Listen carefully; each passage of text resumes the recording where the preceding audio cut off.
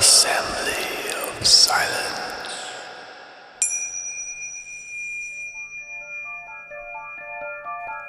Welcome to the Assembly of Silence Radio Hour. And here we are.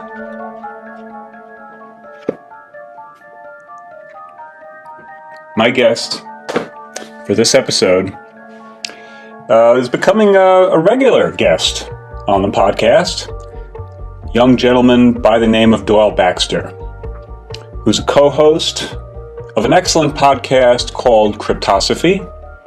In this conversation, I think it's fair to say that we're describing civilizational decline and the question, the extent to which that is sort of baked into the pie, I guess, if I'm really trying to just derive a theme. And I've, for a long time now, been wanting to discuss some of the Taoist texts that I love and cherish so much. And this seems like a wonderful time to introduce a couple of key ideas that really frame the issue wonderfully well, and I think in an unusual way. This is from a short, what shall we call it? Short piece of writing entitled The Fisherman and the Woodcutter by Xiao Yang. It's translated by Thomas Cleary, and I suppose this is trying to find a date. It looks like we could say several hundred years BCE. So it's fascinating when you're considering the troubles that we're in now. And obviously there are, we discuss in this episode some of the technological aspects of things that really make it seem so different, but on some very fundamental level, the pattern, we might say, remains consistent throughout all known human history. So I'm going to read just a couple of passages here, and they're very short. Those who value conduct invariably get interested in justice. Those who value talk invariably get interested in profit. How distant justice and profit are from each other. When the world is on the verge of order, people invariably value justice. When the world is on the verge of chaos, people value profit. When they value justice, the trend of the times is to be deferential. When they value profit, the trend of the times is to be predatory. In those few sentences, there's more to contemplate than in all the political commentary that I hear. And frankly, in most of the conversations that I have, conversations tend to be drawn out. You have a number of different perspectives that are interacting. The conciseness of the wisdom in some of these Taoist texts is stunning. The choice of words, of course, I don't know the original Chinese. I have great admiration for Thomas Cleary. I find his translations to be amongst the most resonant of any that I've come in contact with. I'm not a scholar on the subject. I'm not a scholar on any subject. I'm a wanderer through the intellectual space in search of kernels of wisdom to try to get myself oriented to cope with the insanity that characterizes the times we're in. These are amongst the most effective pieces of wisdom I've ever encountered. I'll offer you one more. I'm reading this backwards, by the way. I started with the third statement, and then I read the second statement, and now I'm going to read the first statement. A fisherman said to a woodcutter, "When the world is on the verge of order, people invariably value conduct. When the world is on the verge of chaos, people invariably value talk. When people value conduct, then the trend of the times is to sincerity and genuineness. When people value talk, then the trend of the times is to falsehood and deception. This is a talk podcast. I am doing my best to try to keep things as real as possible, but I'm doing so within the context of a media that is fundamentally deceptive. So there is a contradiction inherent in the effort. I don't know if there's any way to do anything like this that would not have such a foundational problematic. I think that's probably why the Taoists also say those who say don't know and those who know don't say. But I also know that the Taoists say that one of the characteristics of the disintegration of society is that those who have something to say don't share. Those who have something of value don't share it. So it seems to me that the best thing that we can offer is whatever we have discovered to be the greatest wisdom. And in conversation with others, I always learn something when I'm having a conversation with someone, even if I disagree with them. But as to the real matter at hand here, because we are a civilization in decline, and the wheels are coming off, and there is a lack of meaning. People are desperately searching around for something to repair the situation. And I think the most intelligent amongst us are kind of throwing up our hands in dismay at what we see happening. Leadership is a disaster. The economy is, anyone who looks at it is like, well, that's not going to work much longer. And the international situation is also very unstable, very disturbing. Environmentally, we're seeing, I don't need to go down this laundry list. So we are in a crisis, and we're trying to figure out what to do about it. Let's see if we can get ourselves as oriented as possible through an understanding. So now that we have a sense, perhaps, of the severity of the situation, then we can start preparing ourselves. And then the question, of course, is what is the best preparation? And I would maintain that, well, from the Taoist perspective, the gold elixir is always the response to any question as to what one should do. What does the gold elixir mean? It means developing a relationship within yourself so that all fluctuations in the mind are settled and that you are then receptive to the actual conditions happening, which means that you can accept the outcome, which means that you're not trying to control things, because even under the best of circumstances, it's very difficult to control what ends up happening. The law of unintended consequences works its way into every aspect of existence, and so we're not typically good at getting the results we're looking for. We might be able to achieve them under certain very constrained conditions, but when things get more chaotic and the situation is far from ideal, well, then the chances of us being able to steer this thing in the direction we want it to go become even less.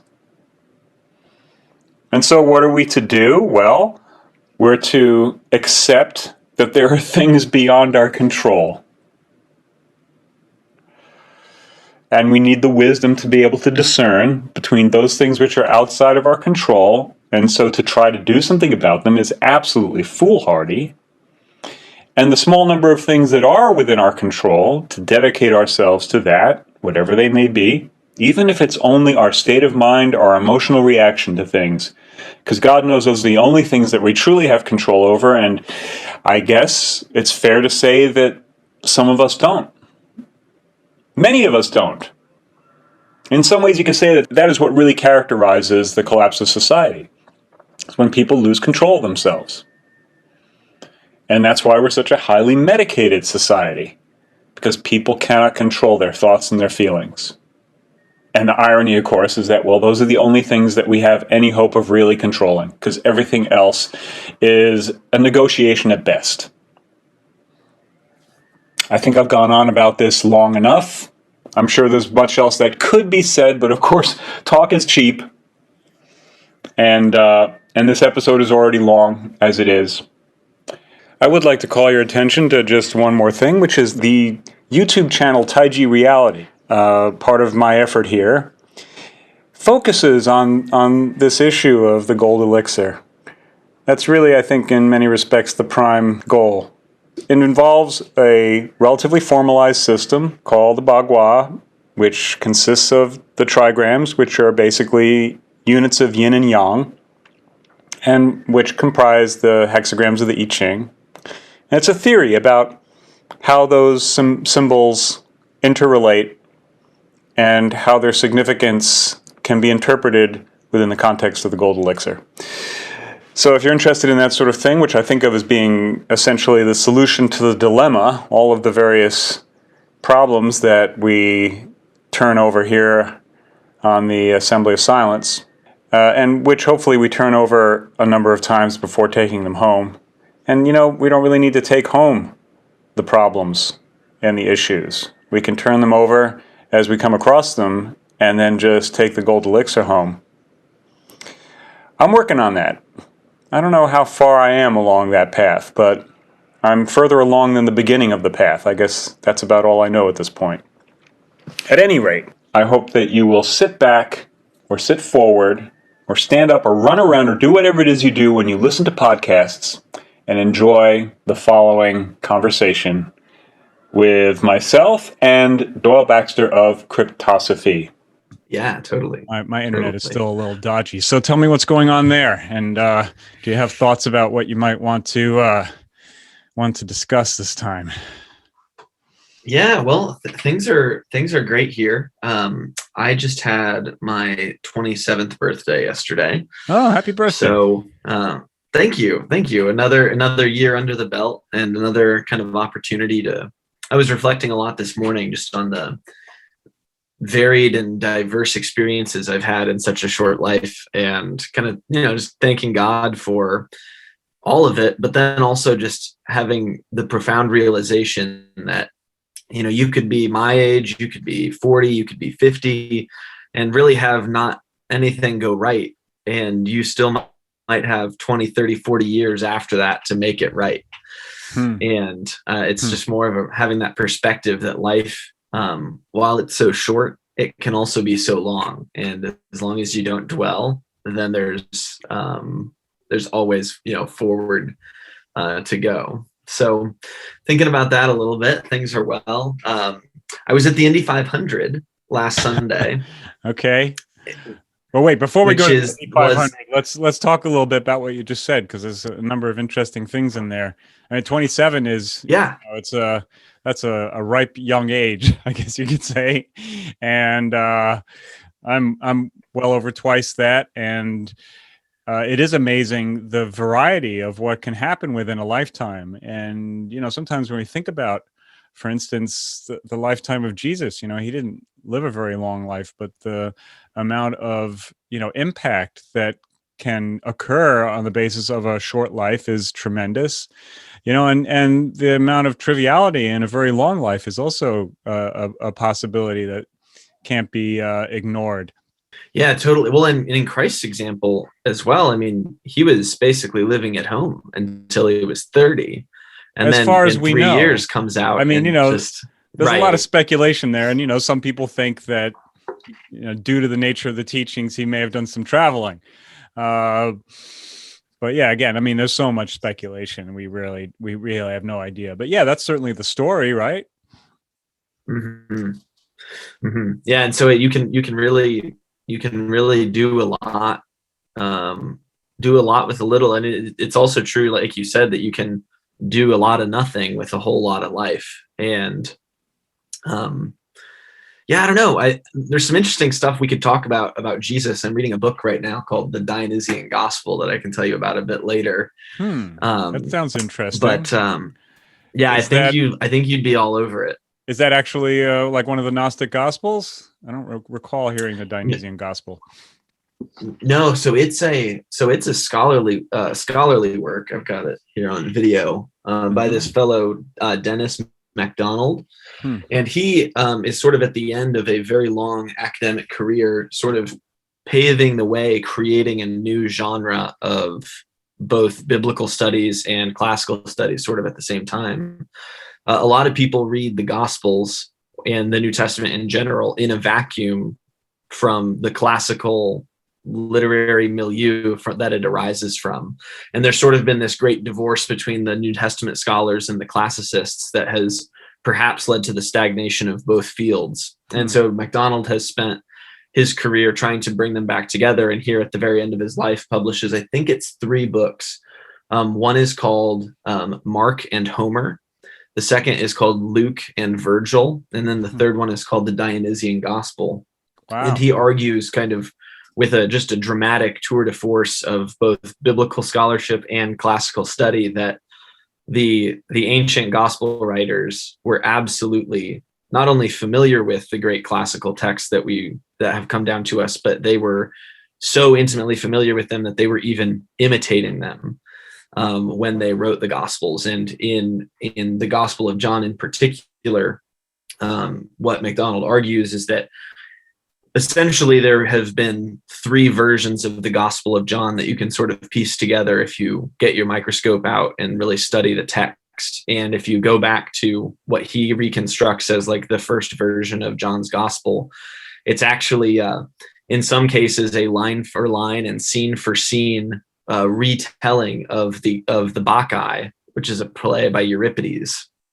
And essentially what the author is doing is saying, hey, listen, no, like Bacchus, Dionysus, he's real, and his name is Jesus of Nazareth, and he was my teacher, and I heard him speak, and I witnessed his miracles.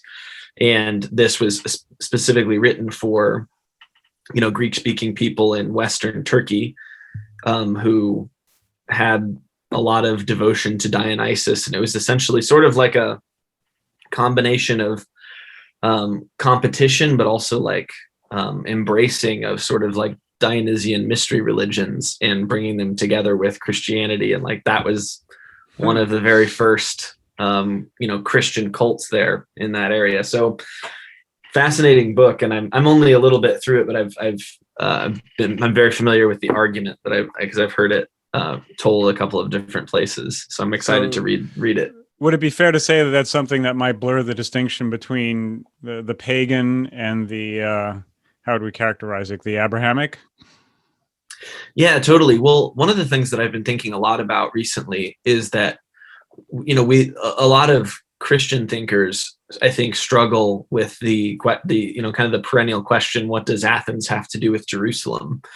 And some of my reading and thinking of late has led me to like the conclusion, or at least the idea, that perhaps that question is not founded. Like it's an ill-founded question, and that it's more along the lines of, what does Athens have to do with Jerusalem? Well, perhaps there's a distinction there without a difference.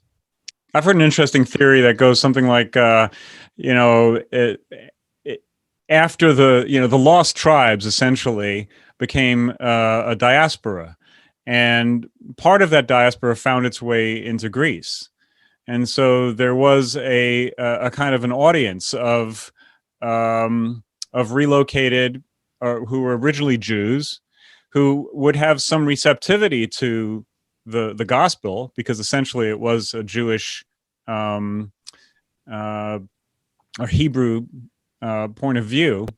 But of course, within the context of their newfound culture, it would make sense that there would be a kind of a bridging that would happen, that there would be efforts to make it compatible with the dominant narrative of that culture. Yeah, I'm no expert on this topic in particular, but I do know that the Jews in diaspora in Alexandria, for example, Philo of Alexandria is like the big name that comes to mind, was a contemporary of Jesus's, and was at that time essentially uniting Jewish messianic hope with like Platonic philosophy.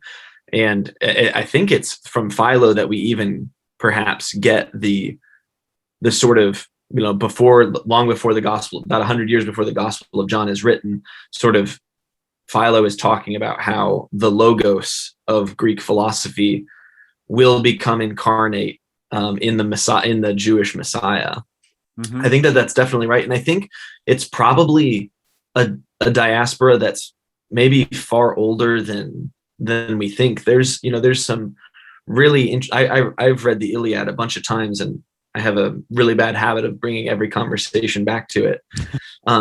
But there's a few stories in the Iliad that get told specifically.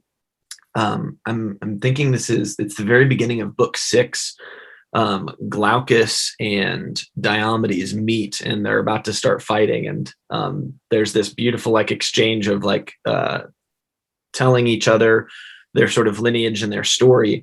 And Glaucus is a Trojan ally from Lycia, and he tells the story of, I think it's his maybe great grandfather or something like this, a fellow by the name of Bellerophon. And it's essentially this story of a guy who wasn't of royal birth, but basically everywhere he went, he would rise to the top, and he was the servant in his master's house, and the master's wife wanted to sleep with him, and he refused, and so she cried rape, and then he was cast away and exiled from Corinth, where he wins a whole bunch of challenges and then ends up rising up to basically be the king of the land he was exiled to. And it's gosh, that story is super familiar. It's actually basically line for line the same as the story of Joseph from the book of Genesis. Even the same sort of parallels of, because it's, is it Photiar or Photius that Joseph is serving in Egypt, and the wife accuses him of rape, and he doesn't do it, and he gets locked in prison, and then he interprets some dreams for Pharaoh, and then ends up being second in command essentially, or Pharaoh just becomes a figurehead to Joseph. And so it's these little illusions or these common myths that are another part of this kind of this thinking, maybe the distinction is not so hard and fast. And what if it's, to recast a phrase that I really like, what if it really is turtles all the way down, and what if it's Christianity, what if it's Judeo-Christianity, what if it's Greek - Jewish - Christian, all the way back into a very deep past. And what if it's what if it's more archetypical stories, sort of, yeah, that fundamentally the truth is there regardless of the telling, that for those who have ears, you can see, you can hear, and there's a pattern, and it's repeated because it has value, and it doesn't, I think that some people find this kind of reconsideration of the sacred texts very unsettling, because it suggests, well, this is not the original, and so that brings the whole thing into question. But in some respects, I would say that the more often you see parallels, the greater the strength of the story, because we're looking at archetypical forms in a certain sense, and there's a fundamental truth to a lot of these narratives, even though there may be little differences, certainly a lot of difference in style, but there may also be some, a fair amount of change in the action. It's not as if the story of Joseph lines up completely right with this passage in the Iliad, but there's enough there to recognize that these are archetypes that people were working with and considered to have enough value to continue their life. You could say that in a way that archetypes they have a life of their own, and the stronger they are, the longer they persist, just like any species or any individual. I think that's exactly right. You're right. A lot of people point to sort of studies in comparative religion and use them to dismantle or take away credence from any particular religious faith.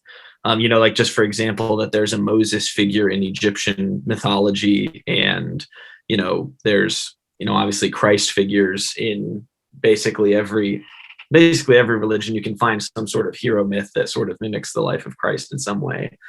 And I agree with you. I think that what that does, rather than take away from the truth of these statements, it actually is the great reinforcement. And I think if you think about what does it truly mean, for Christ to come for the reconciliation of all mankind, no longer the specific covenant, the specific and exclusive covenant with Israel, but rather a new covenant and a universal one that brings the entire world into communion with the Father. It's like, well, that's exactly what you would expect to see. You would totally expect it to resonate within the universality of religion, because like that's what it would look like. That's what it would look like to reconcile all things to the Father. Well, yeah, I think Philip K. Dick has a wonderful way of describing that in his Valis trilogy. Valis is one book of a trilogy that's kind of concerned with some of these issues. And if I understand what he's saying correctly, he's saying that in essence, Christ is a manifestation of a lineage of those who are able to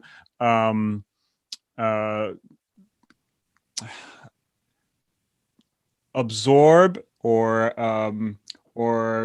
fill themselves with the Logos, to be the vehicle for the Logos, and that they're in a continual struggle against, you might say, the arrogance of humanity, the tendency for civilizations to go their own way instead of following the way of the Lord, and that drama is kind of continually moving towards, I guess, there's a teleos, where it's a kind of a showdown, and that at some point or another there's going to be a showdown between what he refers to as the iron prison, if I remember correctly. It's the iron prison versus the Logos, and that ultimately the Logos will win, that it will, that all civilizations are turned to dust, and that the way of the cosmos ultimately asserts itself.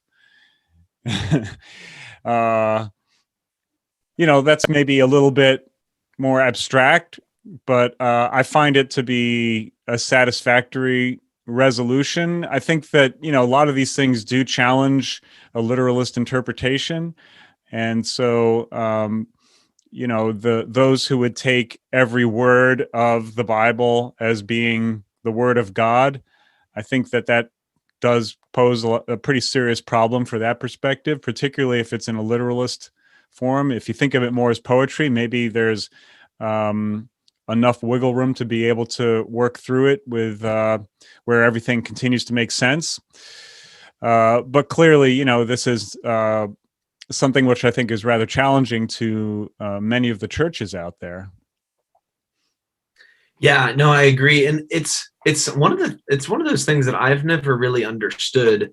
I wouldn't consider myself like really even well brushed up on precisely what like the doctrine of inspiration, divine inspiration of the scriptures really means, even in a Catholic context. But one of the things that I have always found sort of refreshing is that, it is the kind of dismissal, if you will, of a literalist interpretation of some of the texts that we read. And I think that anybody that's done a little bit of writing, even if it's just for fun or like keeping a journal, like you realize how difficult it is to piece together a work at all. And like, if you've ever edited a paper for publication, right? It's like you have version 1 and version 2 and version 3, and then you mess with things, and this is all, pre-digital. And so like all, like potentially some of the early drafts get circulated among certain of your friends. And then there's an argument later on about which one, is the thing. And it's like, well, or maybe the early drafts are the only ones that survive, there's exactly. Just a million different ways in which it gets to be a pretty confusing terrain. But I think it's also the case that, the ancient world, poetry was incredibly important, and a poetic way of speaking was really sort of like the production value of its day. It was a way of making something into not just information, but something that had color and life and excitement and marvel to it, and that poets were continually competing. There was a hierarchy, you might say, of poets, and really the culture held them in great esteem. It was incredibly important. So to think of it as a literal document, any of the scriptures, I mean, if you're talking about the sutras, or the Vedas. I mean, all of the great sacred writings, I think, were fundamentally poetic in nature. That was the language of the ancient world. Yeah. I really like what you said about like the sort of competitive element of poetry. Maybe, switching gears from like scripture to kind of more of just like you could call it like the great books of the Western tradition. One of the things I have always found fascinating is the sort of poetic one-upsmanship that seems to be the hallmark of like genuine attempts at Western poetry. Like you see, Homer comes on the scene and essentially invents the West, and 700 to 800 years later, Virgil comes along, and like his primary goal is, I need to outdo the Iliad and the Odyssey, so I'm going to retell both, and I'm going to do it in half the amount of space. And he does that, and then just a couple hundred years, or maybe 100 years later, 200 years later, Statius comes along. It's like, well, Virgil is my hero, and I'm gonna one up him, and he writes the Thebaid, and Augustine is writing his Confessions, which is just a retelling of the Aeneid in light of his own personal life story. And then Dante comes along, and he has an opportunity to write about all the poets in hell, and he writes about himself as being one of their members. And then Milton comes along and talks about Paradise Lost, and like even does there's this constant sort of competition in the Western literary tradition that's just so fascinating, especially when you consider that going all the way back to the ancient Greeks, so much of these original compositions were in the context of competition, right? So a tragedy is literally the goat song. And like, why is it called the goat song? Because like way back in the day, these bards would sing, and the one who kind of won the poetic competition would be awarded a goat, and then Really? that comes to its full maturity in Athens. The great city Dionysia, which was their city festival in honor of the god Dionysus, where all of the Greek tragedies that we have emerged from that context. It was a competition. The three greatest playwrights of the year would stage their trilogies of plays, and then they were awarded, first, second, third. So the poetry slam is basically, an ancient, venerable tradition. Is that basically what we're saying here? Yeah, absolutely. Absolutely. Well, and I think you actually, in perhaps a less, I don't know how to say this nicely, but in like a less refined form, I think you do see some of this in like rap music today. Like there's kind of an ethos of one-upsmanship, like in rap. That's I'm thinking about like, I don't know if you're familiar with G-Eazy, but he has a song called "Been On," where it's basically about everything that he's done. Now all of his like people that want to be just like him are doing these things that he's done, and it's like, but that's the shit I've been on. Yep. It's a like pretty standard. Ethos. It's a standard rap move to like start dissing the competition. Absolutely. Totally. Yeah. And I just wonder if there's something. I think the deeper question there is like, well, is that always already in the art form itself? Like, do you actually, is there such a thing as non-competitive poetry? It's funny because I've always thought that the moment when the battle of the bands started was where music started to take a real decline in a certain way, or at least the mainstream did. And because from my point of view, the aesthetics of music is so various that the idea that you could have a winner, is really problematic in my book. But I'm starting to see that is an inherent kind of dynamic that occurs if you become passionate about an art form such as poetry. Well, then you're going to be inspired by the great poets, right? You're going to want to be like them.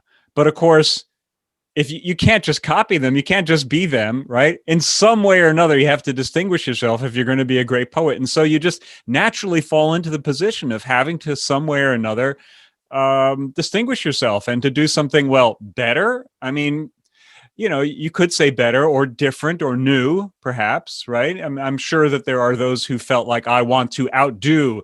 There would be moments of, you have that competition between, what was it, Mozart, and what was the name of the guy that was It was the subject of a play many years ago, Amadeus, I think, and his name was. Yeah, I'm not sure.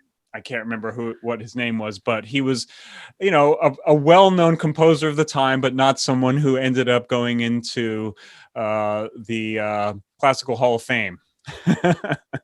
Sure. And he kind of knew it at the time, so there was that dynamic of those who are in the field at the same time kind of hashing it out. But, when you're dealing with the greats, like, let's say, for example, within the realm of physics, everyone thinks about Einstein, right?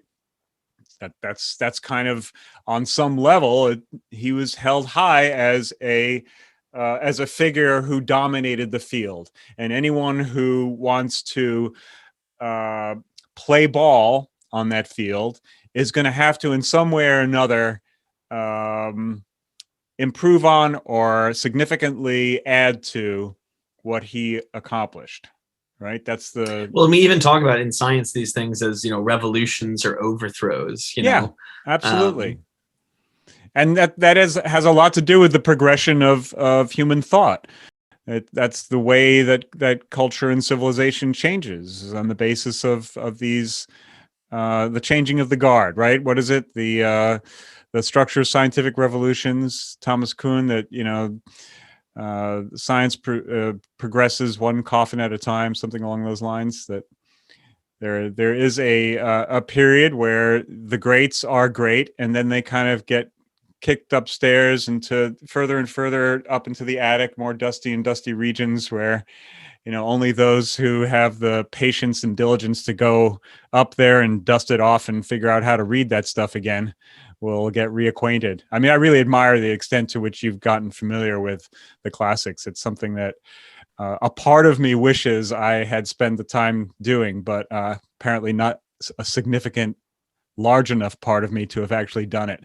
So I really do admire. Well, there's certainly trade-offs, right? It's like you kind of the great trade-off of specialization is kind of a lack of generality, and I would say that that's just one of the prices you pay. I just going back, I can't help but smiling because one of the Heraclitus fragments, he says, war is the father and the king of all. He makes some men he makes gods, and others he makes paupers. War is maybe the wrong translation of that word. It's polemos, which it means more just like conflict or contest. And it's very much this thing that we've been describing sort of in science and in music and in poetry, going all the way back to that pre-Socratic. I forget exactly how he does it, but Heidegger, really, like, I think he taught a whole course on that fragment, or perhaps just maybe a couple of different fragments from Heraclitus. And I think one of the things that he really does there, that he does really well, is unify like this sort of notion of polemos, conflict, with like a more general sort of notion of logos. And he does so by leaning really deeply on the ancient etymologies of some of these words. Logos, really primordially, like the process legein, means to gather sticks, like in a sort of very ancient context. Like you'd be walking through a field gathering sticks. And it's that process that comes to mean like the gathering of letters into words, and the gathering of words into phrases is sort of how it comes to mean to speak or to reason or whatever. And at the same time, Heidegger notes that it's always conflict, especially in the ancient Greek world, that really united the Greek city-states together against Persia, say, or united them as coalitions against one another, and saw that this process of legein or gathering is intimately bound up with conflict, and thus like the assembly even of words is already a conflict, because you could have chosen one word over another, or one sentence over another. And of course, the grammar and structure of language is going to really change in many respects the kinds of formulations that occur most naturally, and will make other formulations less likely. But this brings up an interesting kind of bridge to some of the things I've been thinking about, which have to do with the condition we find ourselves in now, where you could say that we are in a civilization that is rife with conflict within itself. And it is really, I think, the entire project of Western civilization right now is threatening to come apart at the seams, and it could potentially turn us all into paupers if we're not careful and wise. And I'm not seeing a lot of care or wisdom happening at the higher levels of of our civilization. So it's really concerning. And that whole gathering together thing is also, I think, interesting in the notion of, whatever it is you're gathering, you're trying to make sense of it. It's like you're gathering together the pieces of a puzzle, right? And so when you find a piece of something intellectually, you're trying to figure out, well, how does it relate with everything else, And so we're at a point now where I think we're having a real difficult time with that. You might say that the whole sense-making project is an effort to try to pick up the pieces and find a path towards restoration here. Because, we are increasingly finding ourselves in competition. I mean, it really is turning into a showdown with China right now. And China, whatever you might say critically against them, they certainly have a coherent venture. They know what they're doing. And at this point, we don't. So we've really got to get our heads screwed on straight here. Yeah, this is. I think it's really easy to, especially for those of us that have spent a lot of time studying the past. It's really easy to idealize it and kind of put it on a pedestal. But like the reality is that when Homer was writing the Iliad, it was basically the case that you'd plant your crops and then you'd go on war raids and you would try to sack as many cities as possible and kill as many men as possible so that you could gather their herds and goods. And if you didn't do that, you wouldn't have enough to survive the winter, And so it's like there was a real sense in which war and death and evil was just part of life at that time. And I think that the West sort of emerges, I think, from like a recognition that is really kind of like shocking, because life is also so beautiful, and yet it requires such a horrible cycle of violence in order to just survive it, through the cold months every year.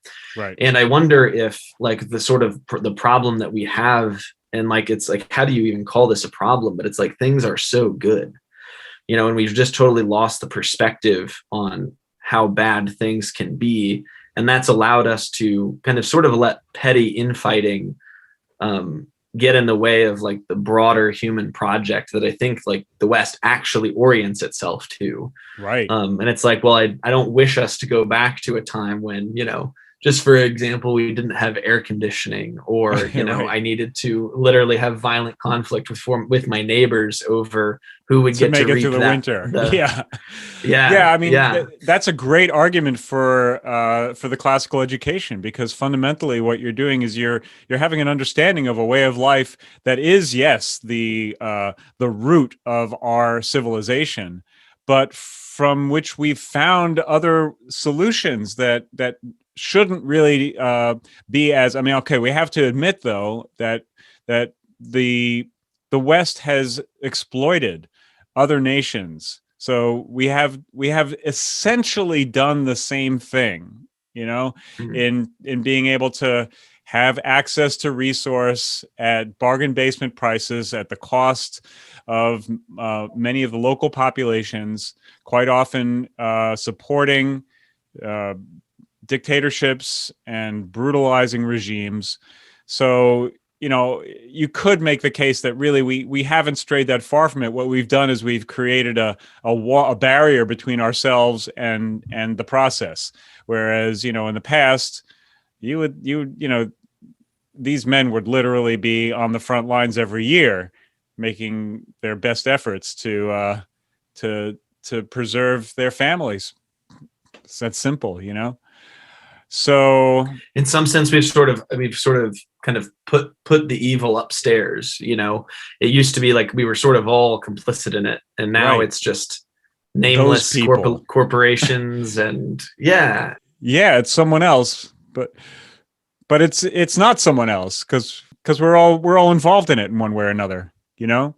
Right. No, totally. And that's the thing is that we are complicit in it all. I was learning about the sort of the history of the petrodollar and sort of the basically the source of all these foreign wars was an agreement that we got either Saudi Arabia or maybe all of OPEC to sign, that the only currency you could buy oil in was going to be the US dollar after we had gone off the gold standard to artificially bolster the price of our currency against the rest of the world's, while at the same time we got to keep the money printer going and kept inflating our currency, and yet its value didn't go down because of this.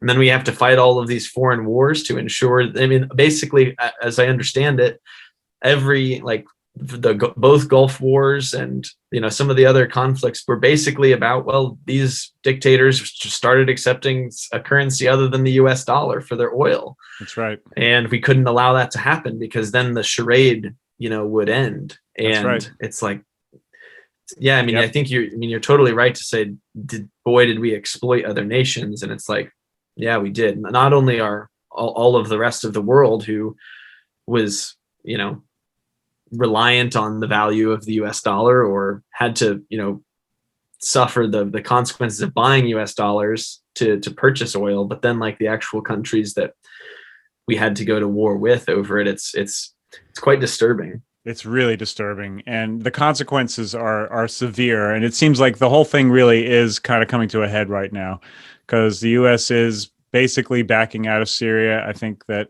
it's been recognized that that was a failure, and you know, it was yet another incredibly disastrous move on the part of the U.S. to try to prevent that from going the way it was going. And similarly, in Ukraine, it looks like the U.S. is going to have to back off of that, and in Afghanistan, it looks like the U.S. will probably pull out. I saw a very interesting commentary recently by one of the members of the Duran, who was talking about how many of the policies that Trump wanted to implement are now being implemented.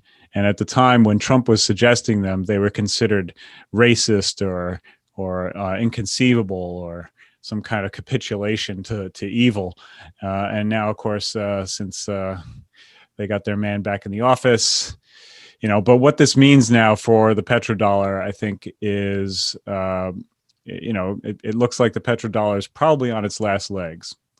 So, so while, you know, I think we should recognize that because this whole system has been so unfair on the world stage, that it's actually good that it would fall apart, that the consequences for this nation are going to be really severe, particularly if we can't have any clarity about what the hell's going on here. And it doesn't seem like the U.S. is really going to bow out gracefully and give up its position as the global hegemon, which really would be the right move to do right now. I think that there has to be an understanding that it's no longer a unipolar world and that the rest of the world really should have a right to self-determination. And the U.S. has a lot of blood on its hands, and yet our leadership don't seem to be able to even conceive of having the conversation about this. They seem fixated on trying to preserve something which can no longer be preserved. Yeah, it's one of those things that's a little bit of a noggin scratcher for me, because we essentially control our own continent. We have a resource abundant nation with way more space than we could possibly fill with people in the next, I don't know, 1,000 years or more. And part of me is really attracted to what is now considered like the Trumpist sort of isolationist position. And it's like, well, why not let the rest of the world go off and do its thing? We'll stick to our territory here, and it's big enough and vast enough for us to be able to ensure peace and tranquility for our citizens, and high quality of life. And it's like, okay, maybe our goods and services are a little bit more expensive because we don't, essentially outsource most of it to slave labor in third world countries. But maybe that's, but and the price that you pay is like, well, either China or Russia or both control the rest of the world then, if you sort of leave them to their devices. And it's like, but what's so wrong with that is like sort of where I'm at. It's like, why can't we, like, what is really the motivating force behind we must be the world superpower? Well, I think it probably really does come down to some of the issues that are at the core of that classical lifestyle, where in order to make it through the winter in the lifestyle to which you were accustomed, you would go raiding and fucking up other people's shit, so to speak. Excuse the French. Yeah, totally. And that's the way it was done. Now, what would it really look like if we tried to make a go of it by ourselves? I mean, I think that Peter Zeihan, if I remember correctly, if I'm pronouncing his name correctly, makes that case. He basically says that what he sees happening demographically is that the United States is going to continue to withdraw, but will still be in a relatively strong position, whereas the rest of the world is going to kind of become a basket case. I'm not so sure that he's correct about that. There's some interesting aspects of his analysis, but it seems to me like it's a little flippant. There's some pretty serious stuff going on when it comes to the development of the military in China. Russia is obviously no slouch, and the U.S. military doesn't have a great record right now, and it doesn't seem that the allocation of the amount of funding for our military is so astronomical, and what ends up happening as a result, it doesn't seem to be commensurate. So there's a number of things to be concerned about. I wouldn't, I'm not sure the world would allow us to become, it's sort of like, well, we went out there, we screwed everyone up, and now, okay, yeah, we'll let you do your thing, and we're just going to go back to our nice little resource-rich place, and you guys, I don't know the rest of the world's going to allow that to happen, particularly if we're being such idiots and assholes on the world stage. Yeah. I mean, at this point, we really should be quite contrite and I think ashamed of what our nation has done, and it doesn't seem like that's the attitude pretty much anywhere within the political landscape of the United States. And I think it's also worth mentioning, when you're talking about this kind of thing, that, well, this is what it means to be at the top of the heap. It's not as if the United States has been more evil than other empires. It's just that that's what happens when you become the most powerful player on the board. You start doing terrible things. Now, we like to think that maybe different decisions could have been made, but you see that fundamentally, I mean, I think that's what another thing that the classics teach you is that terrible decisions have to be made quite often. There is no like win-win in every given situation. There are winners and losers, and the battle can get incredibly brutal. And so I think many of the policies that we can now recognize as being against our principles, they were arrived at for some somewhat rational reasons. And and it may not have been the best call in all cases. And I think at times some of it was based on greed, and some of it was just based on the exertion of power because we had the power and we could do it, which is never a good reason to do something.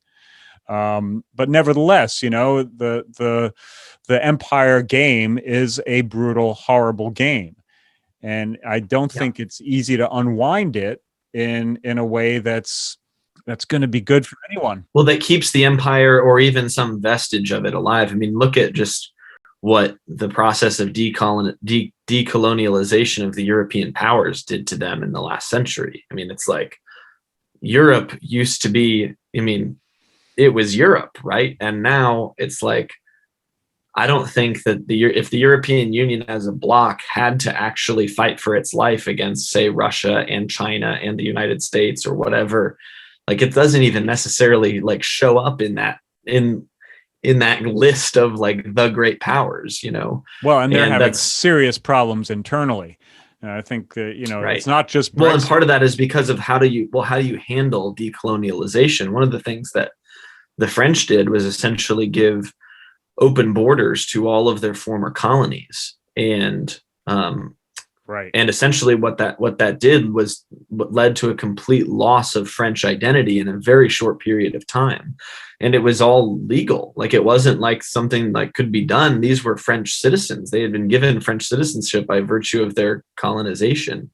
That's what happened to the French. And I mean, correct me if I'm wrong, but all of this does kind of ring the Babylon bell, doesn't it? Like, like there's really a kind of karmic quality to all this. It seems like divine justice is at play on some level, as terrible as it is to contemplate. And, that we all want to make good decisions that will be good for our communities and friends, and we're subject to the decisions that are made by people who we have no real influence over. And I was amazed to see something recently, a documentary that was made, I think in the 70s during the Vietnam War, where people were talking about what they thought about what was happening. And they were basically saying, we have no voice. We have no, these are Americans back.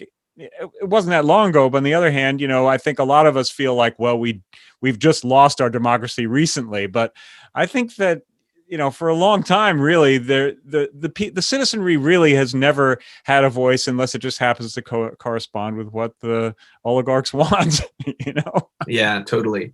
Well, I mean, this is one of the great, the great flaws of liberalism is that on the guise of giving the people their freedom and their sovereign authority, you actually end up taking away, like, you basically just let people choose between like a false dichotomy of choices. Yeah. And I think that's one red of the things. Red or blue. Red or blue, but the thing is that it's all just purple anyway. Like, that's one of the things that was so like hope inspiring about Trump is like, this is somebody who actually broke the mold and orange. Somehow managed to win himself. Yeah, orange, and somehow managed to win himself the primary, and then somehow managed to win himself the election. And I think, like him or don't like him, like, I'm not really trying to make a statement about him in particular. I am making a statement that he actually represented, for the first time in decades, perhaps, like a real genuine choice against that of, whoever it is up top that pulls the strings. It's so ironic. Because the simple fact of the matter is that, I remember being 6 years old watching the presidential debate between Al Gore and George W. Bush. And like, those guys were arguing about the same things that we're still arguing about here in 2020. And like, we've like built this game where we pretend like we have these conflicts on like social issues or economic issues. And like, they sort of just like, we pretend that we can make progress on them and that you can run on like this platform and you're going to make a change. And like, all of a sudden you win, and then wait, nothing happened. And yet we're still like, we had George Bush for 8 years and we're having the same, debate again between Obama and McCain and Obama and Romney. It's just all show business. It's literally just show business. Yeah. And Trump, it's fascinating because, Trump is basically the showbiz businessman. That's what he is. And that's why I've always like felt like, I mean, it's like central casting. I mean, that dude was made for that part. I mean, his freaking name is Trump, he's the Trump card that came into this whole mess. It's just, you can't make this stuff up. I have a real hard time thinking of him as the genuine article. And I think it's true. Like, he represented that. He represented but the thing is not the representation, and we are like, Guy Debord in a previous episode, I made reference to the same thing. I think Guy Debord in the Society of Spectacle uses a Feuerbach quote where he talks about preferring the signifier to the thing signified. And so we place all of this psychical energy into the representational and have an incredible amount of disappointment when it fizzles and turns into nothing. But all we did is place our energy into something that's a representation. How could it come to something, Right. The thing that blows my mind is how much money people are willing to pour into politicians, right. Particularly at a time when, like, I mean, to me, it looks like all they're doing now is harvesting what remains of the middle class, you know, because those are the only people who can afford to give politicians anything. And, you know, I mean, rich people obviously are donating at a higher level, but basically the middle class is getting squeezed of what little they have, the little hope they have, placed on a representational figure who's supposed to, like Andrew Yang was someone who I signed up to follow because I thought he was an interesting character on the stage, you know. Totally. He represented a kind of compromise between the left and the right, and that's why the left would never accept him, you know. And he made a fair amount of sense. I thought it was pretty interesting, but the amount of just ruthless, continual, and he's still doing it now in the mayoral run for New York. You just get email after email, like, we're almost there, folks. We just need another $50,000, you know, it just nonstop. They're doing it nonstop. There's one of the things that I was talking with my wife about last night is that it seems that the last few years have been an experiment in pay no heed to the man behind the curtain. Yeah. There have been a couple of glitches that have sort of happened that kind of indicate that the Wizard of Oz is not what he seems. And, you know, I don't know it in its original form as a speech, but there's a talk that Alan Watts gives where he talks about like the fundamental difference between the Hindu and the Westerner. And like the Westerner is running around, you know, trying to fix things and like saying, no, it's all for real. It's for real. It's for real. And the Hindu just looks at him and says, like, what do you mean by that? Like, life is sort of an illusion. And I think that we're having one of these moments where the West is actually, maybe this is the moment where we have the Wizard of Oz moment. And revelation. And we have to otherwise known as apocalypse. Right? Otherwise known as apocalypse. The end of it all. Well, the removal of the veil. Reveal, Mm-hmm. you know, so where the veil has dropped or has been lifted, I guess. Right. And you see, yeah, it's sort of like you know, it's basically, the curtain comes down. Yeah. So yeah, I mean, there's definitely something. So what would you think of as being one of those glitches? Like, because there's a number of glitches going on right now that are kind of stunning. Number of glitches. So the first thing that I noticed was just like the complete and total like incompetence at the level of like public health in this country. Like anything like I get it. COVID was, you know, novel and new, and it's not every year that we have a pandemic.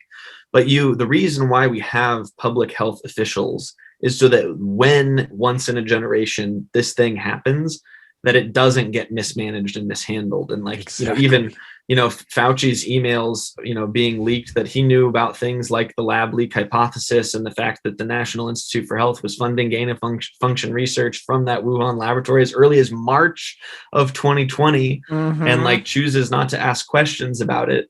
And basically, so that's like throws his weight behind, you know, against that hypothesis.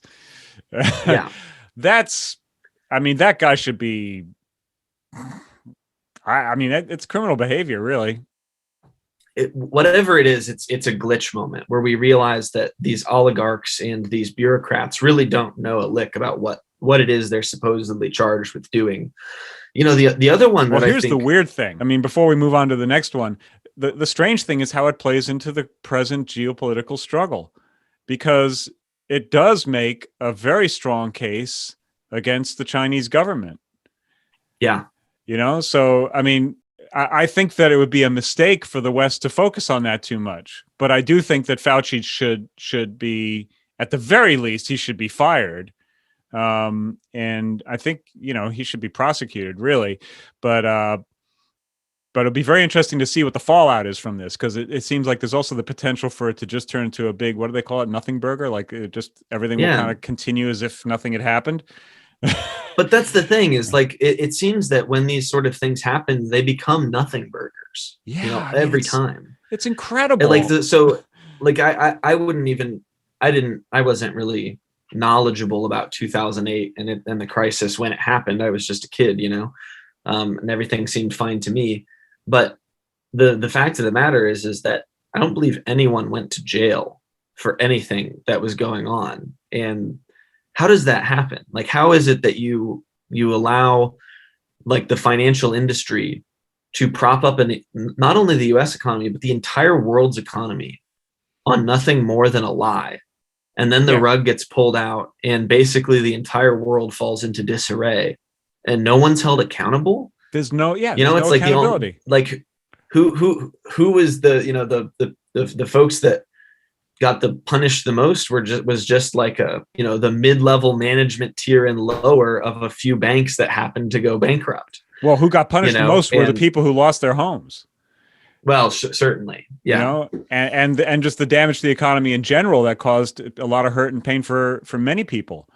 But yeah, what that indicates is the level of corruption within the system. It's a corrupt government. That's what we're living in. And again, so it's a late stage Babylonian situation here. I hate to bring it we were having a really nice conversation in the beginning about classics, and now we're talking about this horrible stuff.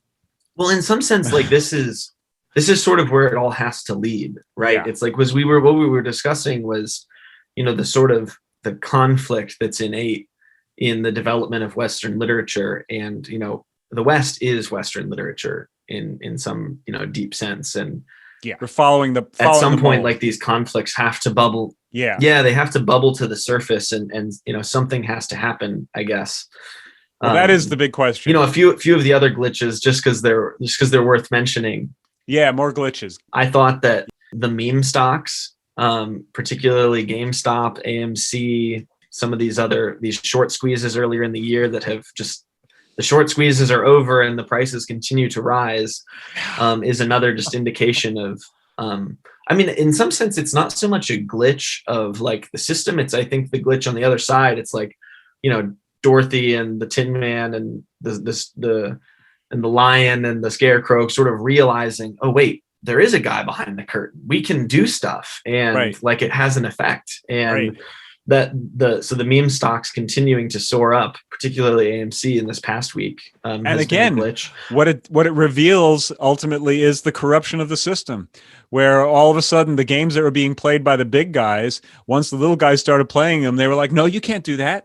No, we can't let you. We can't let you buy. We're going to shut down your capacity to actually buy this stock. It's just like corruption. It's corruption. It's corruption. Yeah, or even the fact that you would have legitimate, financial leaders questioning whether or not the kind of organization that you were finding on a subreddit was legal activity.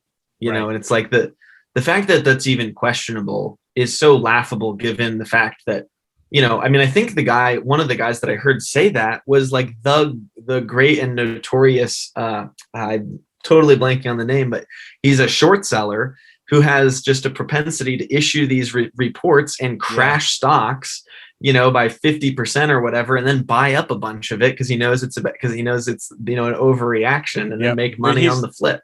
The guy from the Big Short. His name is eluding me right now, but I know Michael Burry. Is that it? Yeah, different guy from this. I'm thinking like citron or lemon or something about the word lemon or citron. I don't follow that world that much. To my mind. Huh. Yeah, it's fascinating. Of course, a lot of people did get burned on that. Many of the little investors. That's how that kind of thing works. So it's understandable that there would be a lot of criticism of it, but that it wouldn't be allowed. They ultimately ended up allowing it, but it was a battle, right? Right. Well, and it's just like, it's one of those things. It's like we have supposedly, like in liberalism, we have these, it goes back to the Donald Trump example. It's like, well, we have this theoretical right to vote and to elect our leaders, and we have this theoretical right to engage in, in consensual commerce. And yet sometimes, like when the people actually try to do what they ostensibly have the right to do, the institution shows up and is like, hey, that's not allowed, or you're allowed to buy these stocks over here, but these companies were supposed to go bankrupt, so please leave them alone. I mean, and the other thing that's really ironic about it, well, first of all, you have another bizarre moment, just like with the name Trump, GameStop. Like, yeah, that's the whole game. Like, what stopped this whole game? Like, you can't make it up. But the other thing, of course, is like, well, yeah, of course, GameStop, it really probably should go out of business. I mean, it doesn't have a good business model. You know, the malls are all collapsing. So that stock would rocket up is another indication of just how screwed up our markets are, and that it's nothing but speculation, manipulation, having nothing to do with anything on the ground. You know, it's all this abstract manipulation, but what's actually happening on the ground, people are forgetting that there's a reality out there. You know, the whole crypto thing too is like everyone's just trying to jump on whatever it is that's going to ride up. And ultimately, I think all this is incredibly destructive to the economy, incredibly destructive to the real economy and to the currency, quite frankly. So I'm really curious about your thoughts or position on cryptocurrencies in general, Bitcoin in particular. Well, I mean, I don't really have a hard position on it. I did buy a little bit of it, but I'm not like a crypto enthusiast. You know, my sense is that the original mission of Bitcoin has long been lost, and the idea that it was going to be a hedge against banking control of the world is a pipe dream. You know, now they've got future markets attached to it and huge institutional investors involved. And those guys are going to, I mean, once they have the amount of money they have into it, they can move that thing how they want it to move. You know, it's going to be like any other market, because they can get their hands on it in various ways. And then it also has to be acknowledged, like, well, first of all, you take a look at the basic, the idea that it would be a anonymous transaction. Well, that's already been shown not to be true. The idea that it would be instantaneous, also not true. The idea that it would be cheap, incredibly expensive, right? And well, then, it depends on how much money you're moving, I guess. That's true, but nevertheless, compared to some of the other cryptos, it's very expensive, the transactions in Bitcoin. Right. So, so you know, many, and then you know, now you got people like Max Kaiser running around talking about store of value and all that kind of crap, and it's digital gold. It's like, how can you have a store of value with a commodity that has gyrations that fluctuate, you know, $20,000 within a couple of weeks, you know, like that's not a store of value. But then you have to wonder, okay, well, China has an incredibly large number of the miners, right? Yeah. And yet they don't. I don't think they allow their citizens to hold Bitcoin. I think it's illegal. They don't allow their corporations to. But individual investors are welcome to, but corporations are not allowed to buy, sell, or transact in cryptocurrency. But individuals in China are allowed to own Bitcoin. Mm-hmm. Okay, that's interesting. Mm-hmm. Well, it seems it's fascinating. You know, they're not like, no one's adopting Bitcoin as their national currency. So it'd be interesting if anyone does. I know that there are some other currencies that may be adopted as national currencies, and some of those are pretty interesting. I think there are a couple of serious projects that are worth paying attention to. Like, I think Cardano is worth looking at, and Hedera is also kind of interesting, although I don't know that they've really managed to get it going the way that they had hoped. But I think it's a very confusing space, and my sense is that probably what's going to end up happening is that the powers that be are going to have blockchain technology with centralized control. Probably something along those lines will be the upshot. There'll be a lot of money made and a lot of money lost in the meantime while it all gets hashed out. And I'm terrible at those types of things. I just have this terrible, and you know, my timing is so bad. So I haven't lost my shirt on it, but I really screwed up and missed the opportunity to make some money on it. But oh well.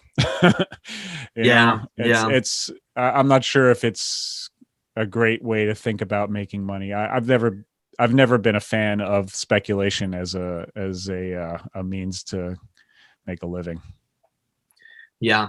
Bitcoin's an interesting one. I think that my ultimate Bitcoin thesis is that at some point we're going to wake up and realize that the full faith and credit of any nation state in the year, you know, in the 21st century is not worth anything. And thus I mean, especially in the United States, like, I mean, if the petrodollar really does, if that fails and we continue to print money and spend money the way that we are doing, like, there is no hope for the US dollar, and assets that are held in US dollars are going to go to zero. That's right. And like, you don't just get to have that happen without some sort of economic rollover effect on the rest of the world. You know, countries that are dependent, say, on US exports or imports or whatever.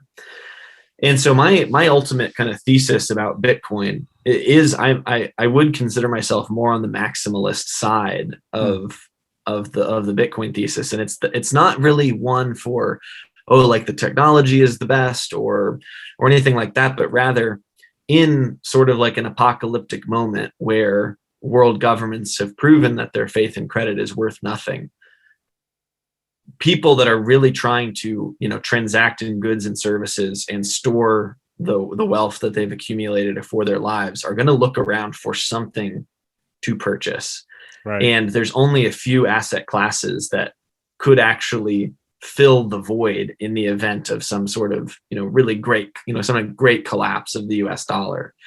And I think Bitcoin sort of fits the bill for one of those things that not necessarily has to be turned to, but could be turned to in that event. And like, then you start to really see, well, that's really interesting now, because it's not like there's really, like, I mean, you can, if you want, just the same way that you might go and, you know, purchase an illegal substance, you can go purchase Bitcoin totally off the radar from folks in cash, you know, behind a CVS somewhere. Mm-hmm. And I think that when that happens at enough scale, even if the countries try to clamp down to prevent it, someone somewhere is going to say, you know what, I've got a nation, I've got a national currency, everyone knows it's worth nothing, I'm going on the Bitcoin standard.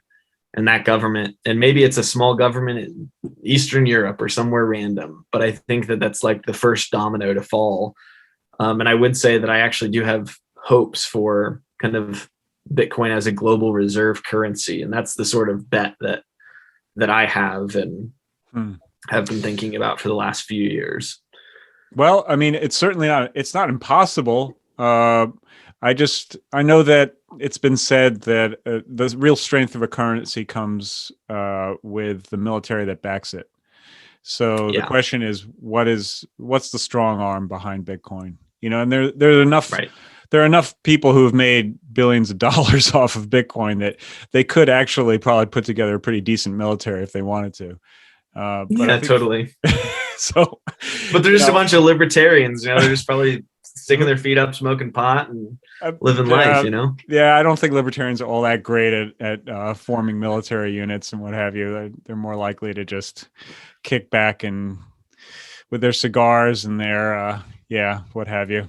I don't know. I mean, we'll see what happens. You know, I think it's not a bad hedge, I guess I'd say. You know, that's part of the reason why I bought some, because I do think that there's an inevitability to the decline of the petrodollar and that the dollar will eventually be toast, particularly the way it's being abused. You know, it's so long in the tooth. You know, it's just unbelievable. But what's going to happen in its stead? Boy, I don't know. I mean, it's not a bad bet to say something in the crypto space will be it, but I'm not sure about whether it'll be Bitcoin or I mean, you know, my sense is that it probably won't be any of the big players right now, but that's just my gut instinct, you know? I think there's sort of two revolutions going on at once in the crypto space, and there's like a technological revolution, and then there's the monetary one. And what's clear to me, at least to me, is that Bitcoin is not really about the technology that makes Bitcoin possible. It's far more about like the monetary like the community around Bitcoin is trying to make Bitcoin money. They're not trying to make it, you know, a distributed computing platform capable of X, Y, and Z, you know? And so I think like there's certainly room for like a number of quote unquote winners and it's not a win, like a zero sum game by any stretch of the imagination. But but my sense is that some of the distributed computing stuff is really kind of intriguing. I think, especially in light of some of the abuses of the cloud providers that we saw, and maybe we talked about the last time we talked with the whole Parler situation. if all of that were, built on a distributed computing platform like Ethereum or something, like that'd be cool, like that kind of thing can't be done. At the same time, is that really like it's like it's the future in some sense, and it's intriguing, and it does give us some, an additional layer of security against, kind of oligarchic forces like big tech companies. But to really hit them where it hurts, it's not, oh yeah, I've got a distributed cloud. It's no, I've got money that the Fed can't, counterfeit, essentially, right? Or borrow with or lend without the intention of ever getting that money back. Right. And I think I think there's some intriguing things there. I think that some of like the principles that underlie like sort of like crypto anarchism, or even like and I'm not one of those people. I'm definitely not like an ANCAP or an anarcho-capitalist or anything like that. But I do think that some of the principles from those ideologies are very interesting sort of bulwarks against like the fake kind of liberty that liberalism touts. And I'm really just interested, it would be the first thing to see what happens in the direct confrontation between like a real anarcho-capitalist, crypto-anarchist, libertarian freedom and a liberal, like liberalism freedom, when they come head to head. Who wins and which do we choose, right? Because they're not both without their trade-offs. Right. Well, it's also, I think, worth considering the role that freedom plays in the Western tradition, and the question as to whether or not that's ever been truly realized, or if it's been kind of a myth that we've clung to, a cherished idea that that now I think we recognize is being increasingly challenged by the systems that we've designed in order to maintain our civilization. So, there's all kinds of encroachments that have happened, and now we're starting to see that it's not just a matter of surveillance, but there are serious consequences to people saying the wrong words, for instance. Yeah. So the freedom of speech is really it's kind of gone. It's no longer a principle in this country. Right.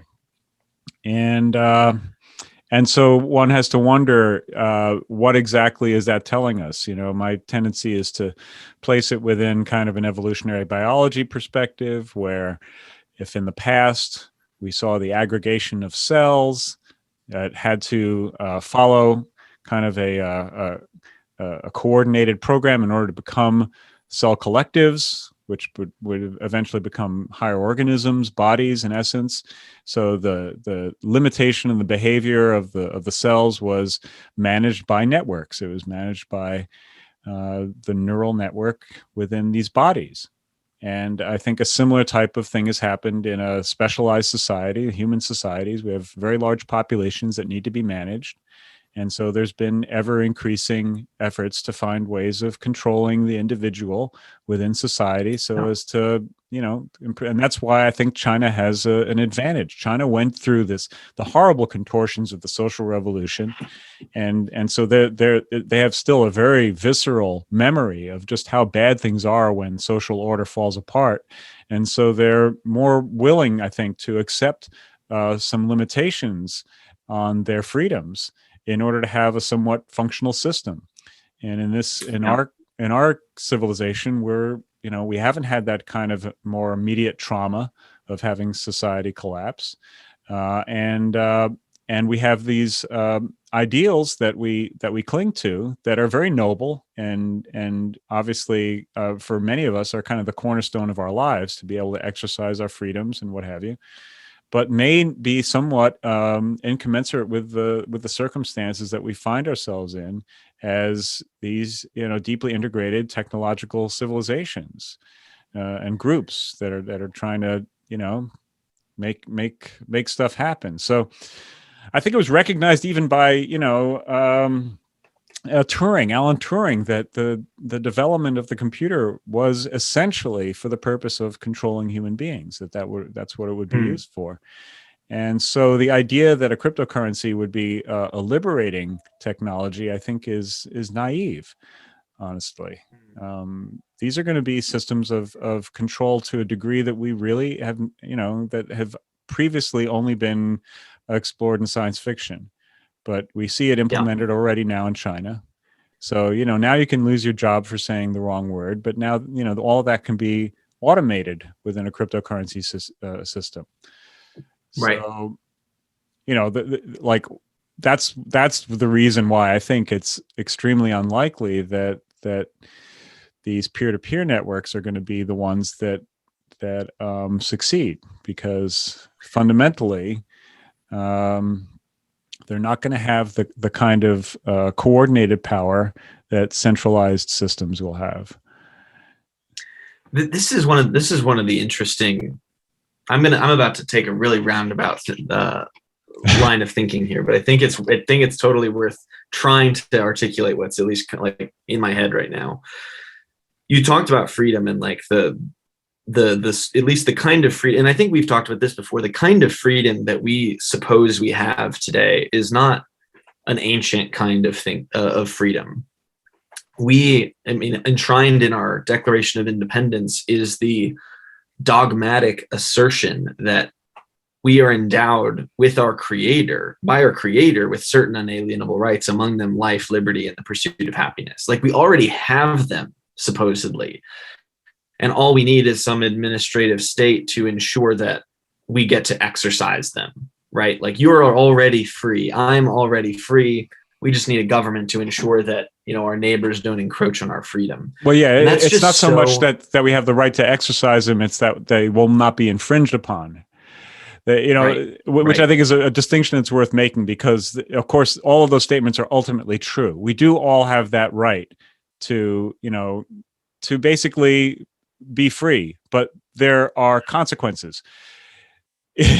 Well, this is where I think that the ancients had a different point of view that's worth, I think, completely going back to and scrapping the modern notion, because what they would say is that actually what you have, to change the terminology of endowed by your creator to sort of like innate in human nature, is actually a sort of slavishness and a slavery to the appetites. And, the philosophers going back to Plato, urge a sort of living of a leveled lifestyle where you keep the passions in check. And it's precisely through the development of virtue and the development of the intellect that you actually become free. This is why the liberal arts are called what they are. These are the arts that, when you study them, make you a free man. Austerity. And capable of engaging. Yeah. And make you capable of engaging in the world.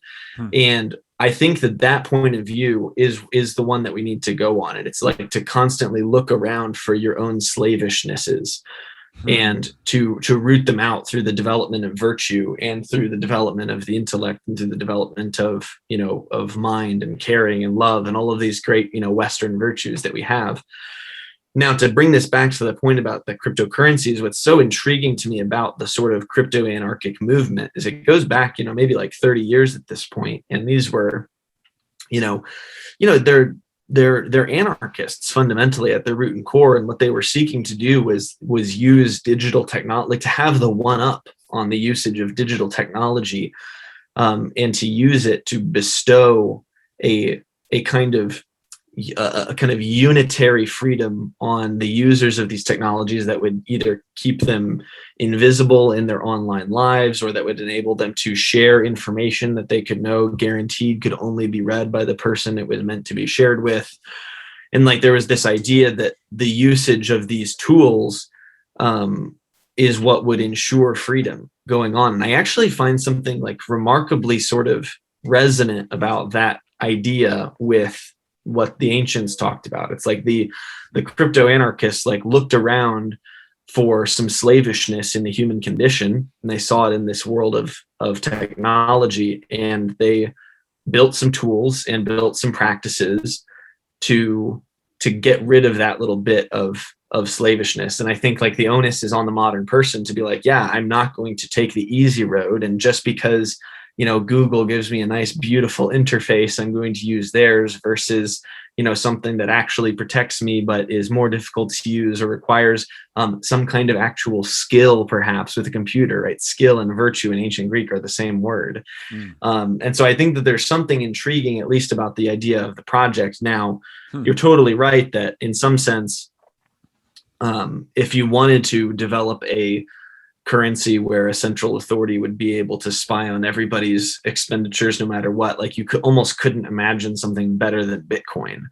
But I think that this gets back to the virtue element of what was already embedded in the crypto anarchist, was the idea, well, then you need to have the discipline to never use the same wallet twice, and you need to have the discipline to use these tools in such a way that you don't allow yourself to be traceable in any way back to any of your wallets. Right.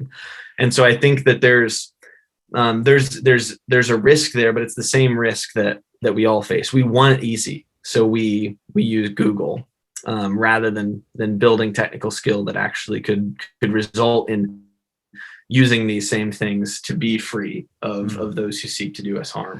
Well, if we go back to the evolutionary somehow model, I managed to get that full circle. That's fascinating, and I think we should probably try to find a way to wind this up soon, because we're already, I think, over an hour and a half or something. Yeah, my wife was probably wondering where I am at this point. Yeah, so, I probably should get going too. But I want to just make one quick little thing about, there probably was a moment where because basically evolution occurs on the basis of the behavior of cells, right? So you have single-celled organisms, and then you have these cell collectives, right? And so there probably was a fair amount of tension at some point or another about, well, whether or not to be part of these cell collectives. And obviously, we see that some of them went with the cell collectives and some of them didn't. We still have both of these things going now. And so I imagine it's going to be a parallel development where you have, you could say, the anarchic libertarian strand who just simply refuse to be part of these larger systems, right? And then others who fully hand themselves over, and there'll probably be some sort of stragglers, some who might, let's say, like live within the body, because what is it? Like, I can't remember what the number is, but it's actually kind of amazing how much stuff inside of you isn't you, and it's not just the food you eat. There's a whole ecology, basically. Yeah. A biosphere. Yeah. So it seems like something along those lines is likely to happen. And, the degree to which there's antagonism is going to, I think, determine an awful lot about what the experience of life is like. So I think that if the anarcho-libertarians are explicitly, one of the problems, of course, is that quite often totalitarian systems have a lot of punitive action against those who won't join, and that, of course, incentivizes those who are outside of that system to exact revenge or to do raids or whatever it is that they need to do in order to, continue it. So once you set that kind of a dynamic up, it gets pretty unpleasant, but it might be possible for there to be a more harmonious coexistence if people are wise about how they proceed.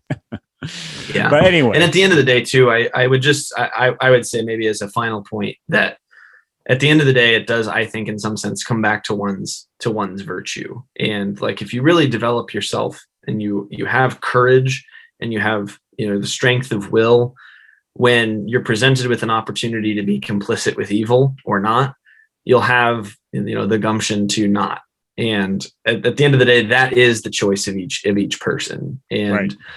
I think at the end of the day, it's all, kind of simple. While it's difficult, we can choose to not participate with these. I mean, I think about the early martyrs, like they would rather die, right, than those are the kind of choices we're talking about. So, amen to that, and God willing, we will have the strength to make the right choice when the time comes. Totally. Yeah, absolutely. All right, perfect. Cool. That was wonderful. Thank you so much. God bless, and I'll talk to you again soon. Thanks, Noah. Have a wonderful weekend. Bye-bye. You too. Bye.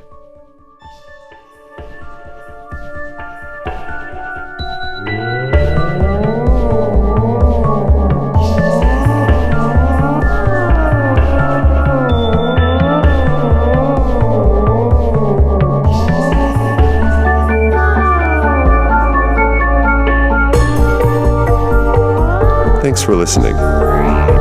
We look forward to serving you again soon. In the meantime, remember, turn that thing over a few times before you pick it up and take it home.